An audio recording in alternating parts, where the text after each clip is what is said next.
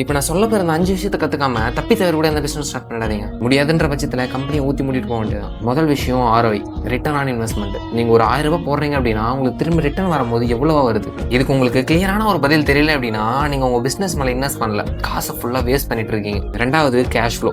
Paper and டாக்குமெண்ட்ஸில் மட்டும் profit இருந்து எந்த ஒரு பிரயோஜனமும் இல்லை. கேஷ் உங்களுக்குள்ளே வரல அப்படின்னா ஒரு ஸ்ப்ரெட்ஷீட்டில் உங்கள் பிஸ்னஸ் சக்ஸஸ்ஃபுல்லாக போகுது அப்படின்னு தெரியலாம். ஆனால் கேஷ் ஃப்ளோ இல்லாத ஒரு பிஸ்னஸ் கண்டிப்பாக செத்து தான் போகும். உங்கள் கேஷ் மூவ் ஆகலை அப்படின்னா உங்கள் பிஸ்னஸும் ஃபார்வர்டில் மூவ் ஆகாது. மூணாவது CAC and LTV, customer acquisition cost of lifetime value. ஒரு கஸ்டமர் பிடிக்கிறதுக்கு உங்களுக்கு எவ்வளோ செலவாகுது அப்படின்றது தான் CAC. அந்த கஸ்டமர் லைஃப் டைமில் உங்களுக்கு எவ்வளோ பணம் தருவார் அப்படின்றது தான் LTV.